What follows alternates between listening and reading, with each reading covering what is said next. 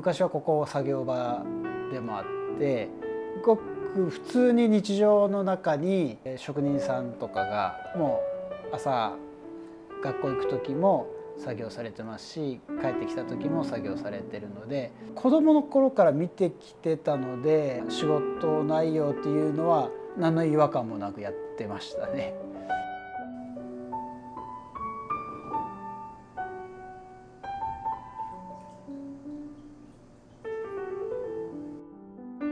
京都の職人養成学校があるので、焼き物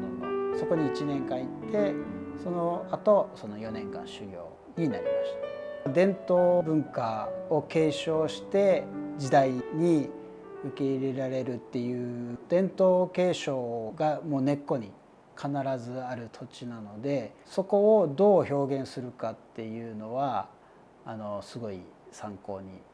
なりましたね。最初模写から入るんですけど、その模写も江戸のものをそのまま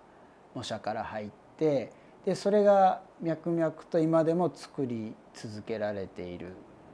今となっては大きい経験になってます。伝統的に菊の柄が継承して描かれてきたりモチーフになっているので多いっていうのと、自分の好きなものとしては最近はもうボタン唐草代々引き継がれてきてる総柄の吉祥柄があるんですけど、その柄をそのまま全面に描くのではなくて、模様で模様を描くような感じで日月ボタン唐草っていう柄がありまして、三日月の部分をボタン唐草で描いて太陽の部分を余白として残すっていう、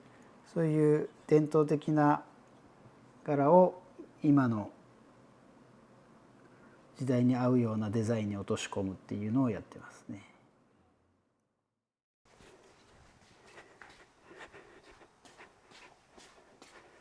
これが大正5年、これが僕のひいじいちゃん。これですね、内型って言いまして、まずよくろくろ成形でこう引くシーンはあると思うんですけど、その状態からここの上に乗せるんですよね。で押し当てて、で形を整えて、で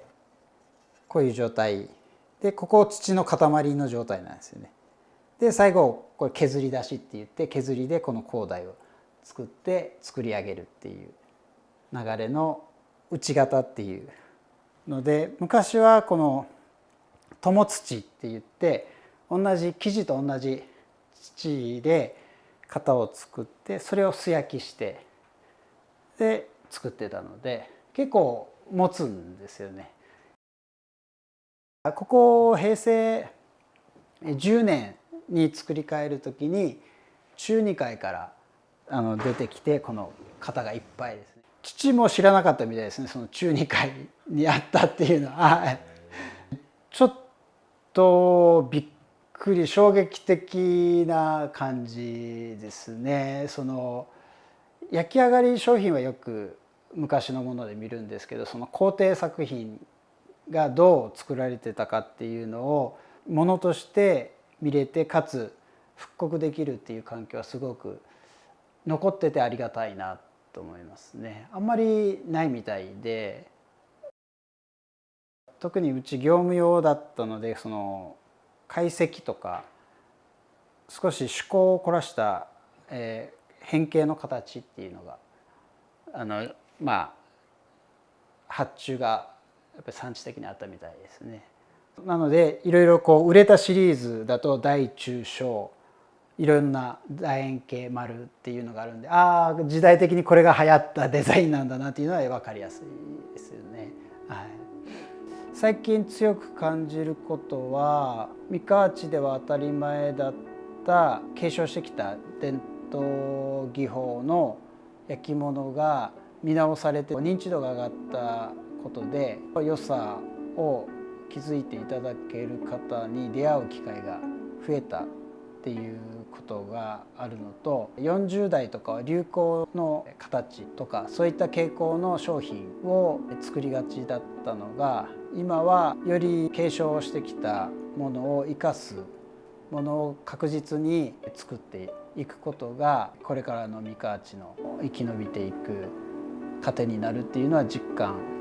してるので、そこの見極めと継承ですね、そこが重要になってくるかな。